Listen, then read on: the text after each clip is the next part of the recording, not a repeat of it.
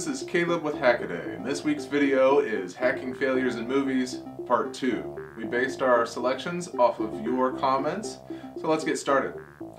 With number 10, we have Femme Nikita.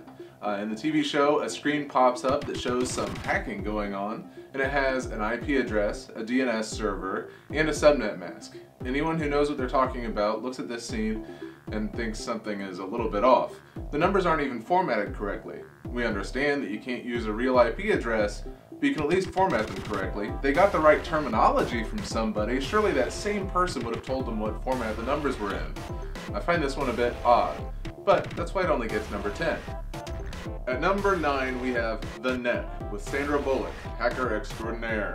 Aside from the fact that she mispronounces the word modem through the entire movie, there is also the fact that every virus in that movie has a fancy data melting visual effect on the screen. It's a nice touch, but it's pretty silly. Number 8 is one that I really got a chuckle out of. In Unthinkable, someone had to defuse a bomb.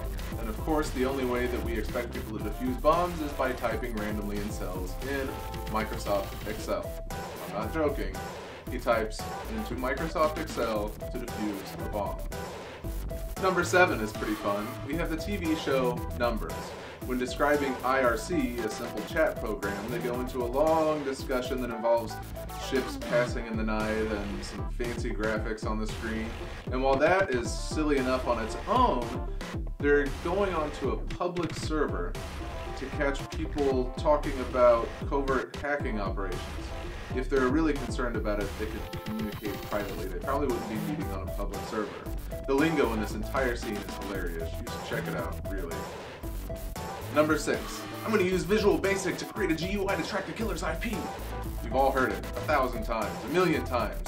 It's from CSI, and yes, it's as stupid as it sounds. Number 5 is the movie Mastermind. To get into a server, you have to connect over the web to their server, which brings up an interface a lot like a game. To hack into the system, they beat the game. If you want to make your system secure, you don't make your security system a game for people to beat. At number 4, we have The Core.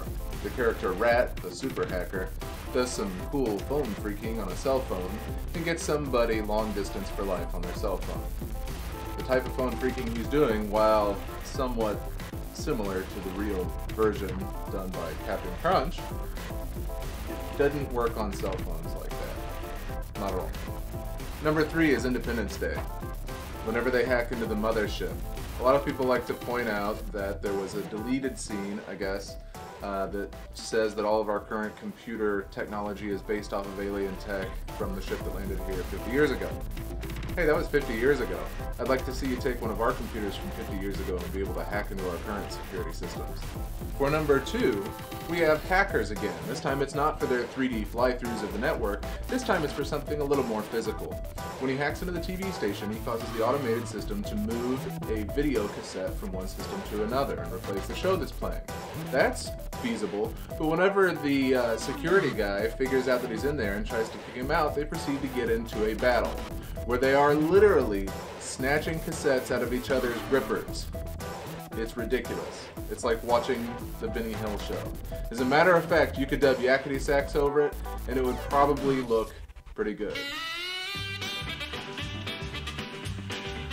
At number 1, we have Skyfall. Again, they're trapped in a house with nothing but a shotgun and a few shotgun shells.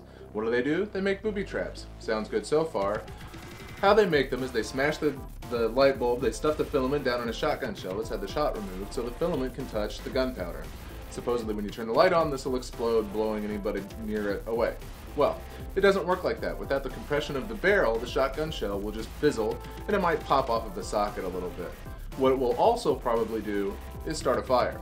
So anybody using the excuse that they don't want to show people how to make a booby trap that could hurt somebody, that's not going to work because they made a deadly fire trap that would probably burn down the building.